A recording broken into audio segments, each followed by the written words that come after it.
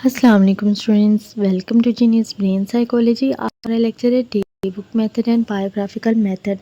Day book method को सबसे पहले डिस्कस कर लेते हैं, लेकिन लेक्चर को स्टार्ट करने से पहले मेरी आपसे रिक्वेस्ट है कि चैनल को ज़रूर सब्सक्राइब करें, बेल आइकन पे ज़रूर क्लिक करें ताकि हर आने वाला न्यू लेक्चर आपको सर्च के बगैर मिल सके। तो चलें जी, हम स्टार्ट करते हैं। बिस्मिल्लाहिर्रहमानिर्रहीम। Day book method. This method is used to obtain information about a person's life when the purpose is to assess the development of the individual. The information is collected in such a way as to study the character of the individual. ये method individual की life से related information हासिल करने के लिए use किया जाता है जब इंडिविजुअल की ग्रोथ का हमने जायज़ा लेना हो, इंडिविजुअल के बिहेवियर को स्टडी करना हो, या हम लोगों ने बिहेवियर ग्रोथ के डिफरेंट स्टेजेस को कंपैरिजन करना हो, तो इस मेथड की मदद से इंफॉर्मेशन हम लोग इकट्ठी करते हैं। ठीक है, अब डे बुक मेथड इंडिविजुअल की ज़िंदगी की डिफरेंट स्टेजेस का हमें इंफॉर्मेशन देता है। अमूमन लोग जो है वो खुद ही डायरी लिखना स्टार्ट कर देते हैं, डे बुक मेथड लिखना स्टार्ट कर देते हैं। तो डे बुक मेथड से मुराद क्या है, अब इसको भी हम डिस्कस कर लेते हैं। सिंपली वर्ड्स में अगर मैं बोलूँ कि journalism refers to daily action और performance when people record their daily activities in a diary, it is also called a diary system. अगर मैं सिंपली वर्ड्स में ये बोलूँ कि डायरी मेथड से मुराद है कि रोज़ाना की कार्रवाई या परफॉर्मेंस। अब लोग जो हैं वो अपनी दिन भर की मसरूफ़ियत जब एक डायरी वगैरह में लिखते हैं तो इसे हम लोग डायरी मेथड भी कहते हैं, या हम इसको डायरी सिस्टम भी बोल रहे होते हैं। अब बेसिकली होता क्या है कि जो डायरी मेथड है वही बेसिकली डे बुक मेथड में शामिल होता है। अब बच्चों के लिए जो वालिदैन हैं वो डे बुक मेथड लिखना स्टार्ट करते हैं। ठीक है, वालिदैन अमूमन ये नोट करते हैं कि बच्चा कितनी उम्र में बैठने लगा है, बोलने या चलने लगा है, पहले उसने कौन सा खेल खेला, डॉक्टर के पास कब कब जाना पड़ा, कब। कुछ पेरेंट्स जो हैं वो डिजीज़ हो गई, मेडिसिन्स वगैरह हो गई, उनका भी रिकॉर्ड रखते हैं। बच्चों के वेट हो गया, उनकी हाइट होगी, बढ़ने को भी अमूमन वो इसमें डायरी में शामिल कर रहे होते हैं। ये तमाम तरीके जो हैं, ये तमाम सूरतें जो हैं, ये डायरी मेथड या डे बुक मेथड की हैं। अब इस तरह की इंफॉर्मेशन इंडिविजुअल के बचपन की ज़िंदगी की वो तफसीलात आपको पहुंचा रही होती हैं जो कि इंडिविजुअल भूल चुका होता है। इस तरह एजुकेशनल लाइफ का रिकॉर्ड स्कूल के जो डे बुक मेथड है, ये डायरी वगैरह है, वहाँ से आपको मिल जाता है। ठीक है, बच्चे अमूमन घर डायरी लिख के लेके आते हैं कि उनको लेसन कौन सा मिला है, उन्होंने क्या लर्न करना है, क्या लिखना है। ठीक है, बच्चा सबसे पहले कब स्कूल गया, कौन से स्कूल में उसका एडमिशन हुआ, बच्चे की 6 class, 7 class, 4 class, 9th 10th class, even की फ़ाइनल जो परफॉर्मेंस है, ठीक है, उनकी रिपोर्ट्स भी इसमें बहुत ही मुफीद साबित होती है। अब ये मेथड जो है ये बहुत इजी है, मगर जब इस तरीके की मदद से इंफॉर्मेशन आपको फाइंड करनी हो तो रिक्वायर्ड इंफॉर्मेशन आपको हासिल नहीं होती। इसकी वजह जो है वो बहुत सिंपल है कि जो पर्सन अपनी डायरी या डे बुक मेथड जो है लिख रहा होता है तो उसका मकसद कुछ और होता है, जबकि जो क्लिनिकल साइकोलॉजिस्ट हैं उनका कुछ और होता है। अब इस तरीके से बेसिकली गैर ज़रूरी जो इन्फॉर्मेशन होती है वो मिलती है। बहुत सारी बेजा तफसीलात जिनकी ज़रूरत ही नहीं होती, तो वो बेजा तफसीलात तो लिखी हुई होती हैं, मगर बहुत सारे ऐसे कंपोनेंट्स, बहुत सारे ऐसे अवामिल जो कि एक क्लिनिकल साइकोलॉजिस्ट के नज़दीक बहुत इंपॉर्टेंट होते हैं, इनका कहीं भी ज़िक्र नहीं मिलता। क्यों? क्योंकि लोग डे बुक लिखने के जो रूल्स रेगुलेशन हैं उनसे वाकिफ़ नहीं होते। वो रोज़मर्रा ज़िंदगी की जो बातें होती हैं, रवायती बातों को भी उसमें शामिल करते चले जाते हैं कि कब खाना खाया, कब सोए हम, रूटीन की बातें भी उसमें शामिल हो रही होती हैं। तो क्या है कि डे बुक मेथड जो है वो यूज़ करते वक्त हमें रूटीन की बातें शामिल नहीं करनी चाहिए, और इस ज़मन में सिर्फ गैर मामूली जो बातें होती हैं उनका ज़िक्र करना ज़रूरी है। फॉर एग्ज़ाम्पल कि एक बच्चा जो है हर रोज़ खाना खाता है, ठीक है, खेलता है, टाइम पर सोता है, जागता है, तो हर रोज़ इनका ज़िक्र करना ज़रूरी नहीं है, बल्कि जिस डे बच्चा कोई गैर मामूली कोई ऐसा काम करे जो कि न्यू हो, ठीक है, अपनी एक न्यू परफॉर्मेंस दिखाए, तो वो हमने ज़रूर उसमें डायरी में नोट करनी है। क्यों? क्योंकि ये गैर मामूली तब्दीली ज़रूरत पड़ने पर क्लिनिकल साइकोलॉजिस्ट के लिए बच्चे के जो मसाइल हैं उनको सॉल्व करने में बहुत ज़्यादा हेल्प आउट साबित होती है। इस तरह अगर बच्चा हर रोज़ स्कूल का काम करके आता है और तमाम दिन स्कूल से गुजरता है, तो एक टीचर के लिए ये बातें नोट करना ज़रूरी नहीं कि हाँ वो इतने बजे स्कूल आया था, वो इतने बजे اسکول گیا وہ ڈیلی اس بیگ کے ساتھ آیا، اس فلاں شوز کے ساتھ آیا، اس کو نوٹ کرنا ضروری نہیں ہے.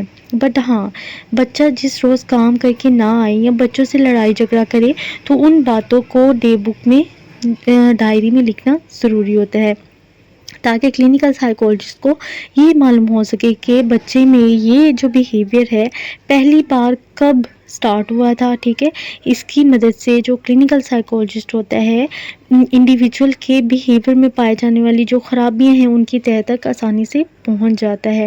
اب اس طریقے سے حاصل ہونے والی انفارمیشن کی جو تصدیق ہے دوسرے سورسز سے ضرور کر لینی چاہیے. یہ طریقہ بیسیکلی جو اسپیشل چائلڈ ہوتے ہیں، ٹھیک ہے، ان بچوں کی گروتھ کے زمن میں بہت امپورٹنٹ رول پلے کرتا ہے day book method, diary method.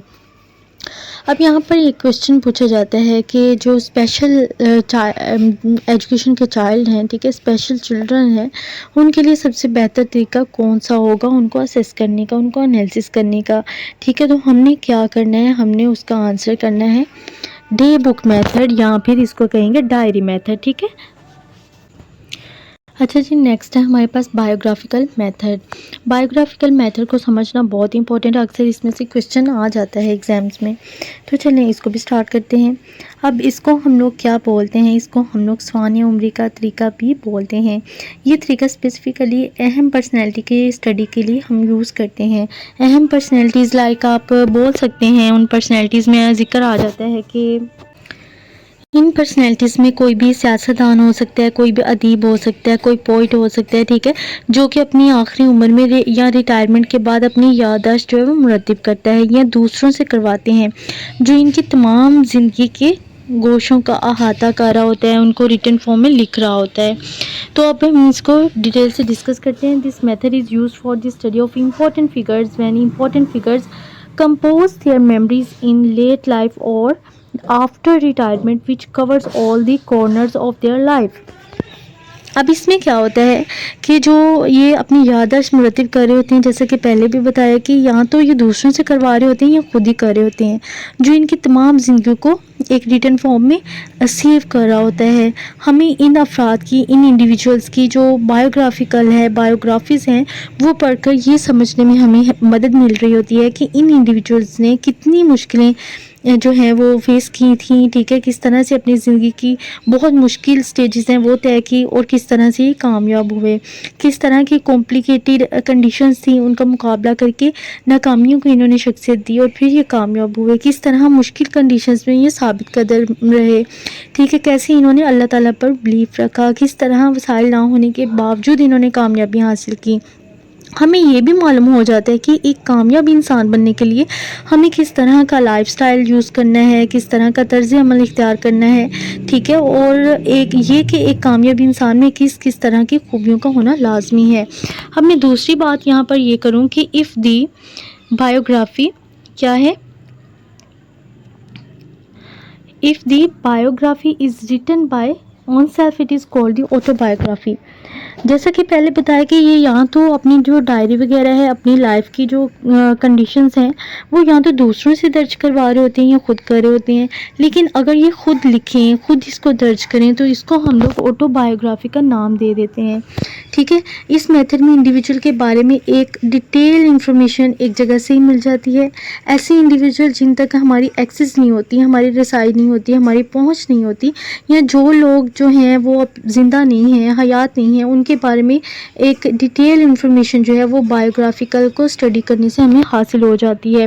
جیسے آپ لگا لیں کہ قائد اعظم ہے، علامہ اقبال ہے، ٹھیک ہے، اس کے علاوہ جاوید نامہ آپ دیکھ سکتے ہیں، علامہ اقبال کے بیٹے کی لائف کے بارے میں ہے، ٹھیک ہے، علامہ اقبال کے جو ان کے ملازم تھے علی بخش ہیں، انہوں نے علامہ اقبال کے بارے میں بہت اچھے جو سبجیکٹس ہیں وہ ہمارے سامنے پریزنٹ کیے ہیں.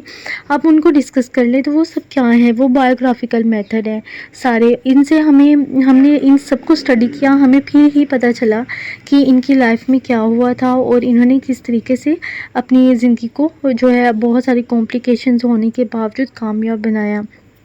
ٹھیک ہے. اب بایوگرافیکل میتھڈ سے انفارمیشن تو مل جاتی ہے، مگر انفارمیشن مرتب کرتے وقت، لکھتے وقت بہت زیادہ احتیاط کی ضرورت ہوتی ہے. اس کے علاوہ اگر انڈیویجول کے بارے میں کچھ اور سبجیکٹس، کچھ اور مضامین یا آرٹیکلز وغیرہ بھی اویلیبل ہوں تو ان کا بھی جائزہ لینا ضروری ہوتا ہے، ان کو بھی جائزہ لینا چاہیے. اگر یہاں پر میں اب مین پوائنٹس کی بات کروں تو مین پوائنٹس اس میں یہ ہوں گے کہ اگر بایوگرافیکل میتھڈ انڈیویجول کی زندگی میں لکھی گئی ہو تو یہ دیکھنا ضروری ہے کہ لکھنے والے کا مقصد کیا تھا. دوسری بات یہ ہوگی اس میں، اگر بایوگرافیکل میتھڈ لکھنے والے کا تعلق انڈیویجول سے بہت زیادہ فرینڈلی تھا یا ماندانہ تھا. ٹھیک ہے. تیسری بات میں کروں گی کہ لکھنے والے نے خود ہی اپنی بایوگرافی لکھی ہے یا کسی اور سے کہہ کر لکھوائی ہے. اگر فور چیز یہ کہ اگر بایوگرافی انڈیویجول کے مرنے کے بعد لکھی گئی ہو تو انڈیویجول ان انفارمیشن کی تصدیق نہیں کر سکتا. لکھنے والا جو چاہے الزامات لگا سکتا ہے، جو چاہے اس کو اجازت بھی دے سکتے ہیں، وہ اپنے پاس سے بھی باتیں لکھ سکتے ہیں. ٹھیک ہے. تو پانچویں بات اس میں کیا ہوگی کہ اگر ایک ہی انڈیویجول کے بارے میں دوست اور کرٹیسزم الگ الگ رائے رکھتے ہیں اور اس بات کا اظہار اپنی ریٹن فارم میں وہ کر رہے ہیں اس لیے کہ وہ بایوگرافیکل کی معلومات میں اپوزٹ چیز کو یوز کر رہے ہیں، وہ چیز اپوزٹ بھی ہو سکتی ہے. ٹھیک ہے. سکس کمپوننٹ میں یہ بولوں گی کہ جو بایوگرافی ہے وہ لکھنے والے کا جو ایٹیٹیوڈ ہے وہ جانبدار ہوتا ہے. انڈیویجول اگر اپنے بارے میں خود ہی لکھ رہا ہو تو اپنی خوبیوں کو وہ مطلب کہ بڑھا چڑھا کر بیان کر رہا ہوتا ہے کہ میں اتنا اچھا ہوں، میں نے یہ کیا، میں نے وہ کیا، میں نے اتنی اچیومنٹس کی. ٹھیک ہے. اور جو اس کی مسٹیکس ہوتی ہیں ان کو وہ اگنور کر دیتا ہے یا بالکل ہی نظر انداز کر دیتا ہے. اس لیے بہتر ہوتا ہے کہ کسی سے لکھوایا جائے. ٹھیک ہے. تاکہ وہ آپ کو بہتر طریقے سے ایکسپلین کر سکے کہ اس کی خوبیاں کیا تھیں. میرے خیال سے تو یہ ہے کہ آپ کسی اور سے اپنی بایوگرافی کو، آٹو بایوگرافی جو ہے آپ وہ ریٹن فارم میں یوز کریں. ٹھیک ہے. اگر آپ اپنے بارے میں لکھ رہے ہیں تو آپ اپنی مسٹیکس کو بھی ضرور اس میں کنسیڈر کریں گے. میں اس کی اگزامپل دے سکتی ہوں، جیسے قدرت اللہ شہاب کا شہاب نامہ تھا. ٹھیک ہے. ممتاز مفتی کا علی پور کا ایلی اور الکھ نگری وغیرہ یہ بھی تھا. ٹھیک ہے. ان کی بایوگرافی سے ریلیٹڈ احسان دانش کی کتاب جہان دانش آپ نے پڑھی ہوگی. اس کے علاوہ قائد اعظم کے بارے میں فاطمہ جناح کی جو کتاب تھی کہ میرا بھائی، یہ بھی آپ نے اسٹڈی کی ہوگی. اور اس کے علاوہ بینظیر بھٹو کی دختر مشرق بہت ہی اہم یہ بایوگرافی ہیں. اگر آپ نے ان کو اسٹڈی نہیں کیا تو آپ ضرور اسٹڈی کریے گا. آپ کو مزید کلیئر ہو جائے گا کہ بایوگرافیکل میتھڈ یوز کیسے کرتے ہیں، ان کو استعمال کیسے کرنا ہے، ان کو لکھنا کیسے ہے. اس کے علاوہ آج کل ہمیں کھلاڑیوں، سیاستدان کی جو بایوگرافی ہے وہ بھی آپ کو دیکھنے میں مل جائے گی. ثانیہ امی پر خواہ کتنی ہی کرٹیسزم ہو جائے، کتنا بھی کرٹیسائز اس کو کر لیا جائے، لیکن اس کی امپورٹنس بہت زیادہ ہے. اب انٹرنیشنل جو ہیروز ہیں ان کے بارے میں یا نیشنل ہمارے قومی ہیرو ہیں ان کے بارے میں یہ جو ذریعہ ہے انفارمیشن حاصل کرنے کا، اس کو نظر انداز نہیں ہم کر سکتے. یہ سب سے بہتر ذریعہ ہے نیشنل قومی سطح پر کسی کے بارے میں اس کی لائف ہسٹری کو حاصل کرنے کا. اہم بات یہ ہے کہ جو اویلیبل انفارمیشن ہوتی ہے ان کی دوسرے ذرائع یا متعلق جو انڈیویجول ہے ان سے ایک بار پوچھ گچھ کر لی جائے تاکہ جو حقائق ہیں ان تک آپ کی جو رسائی ہے وہ پاسبل ہو سکے. ٹھیک ہے. آپ کو مزید انفارمیشن جو ہے وہ کنفرم ہو جائے، تو اس طریقے سے اس کو کر لینا ضروری ہوتا ہے. یہ آج کا لیکچر تھا ہمارا. اگر آپ کو سمجھ نہیں آئی تو آپ لیکچر کو دوبارہ سنیں. اگر آپ کو پھر بھی سمجھ نہیں آئے تو آپ کمنٹ سیکشن میں لکھ دیں، اس کے اوپر آپ کو اگین گائیڈ کیا جائے گا. اس کے علاوہ یہاں پر آپ کی PPSC، FPSC، NTS، CSS کے ایگزامز، بورڈ ایگزامز اور ادر یونیورسٹی کے ایگزامز کی 100% کامیاب تیاری کروائی جاتی ہے. اس کے علاوہ آپ ڈیلی بیسز ایکٹیویٹیز میں جو بھی پرابلم فیس کرتے ہیں، آپ اسٹوڈنٹ ہیں، آپ ٹیچر ہیں، آپ کسی بھی پروفیشن سے ریلیٹڈ ہیں، آپ کمنٹ سیکشن میں کمنٹ کر کے کاؤنسلنگ سیشن بک کروا سکتے ہیں. آپ کی لائف کی ہر طرح کی پرابلم کو سلوشن آپ کو اس چینل پرووائڈ کرتا ہے. اس لیے ہمارے چینل کے ساتھ جڑے رہیے. Thank you.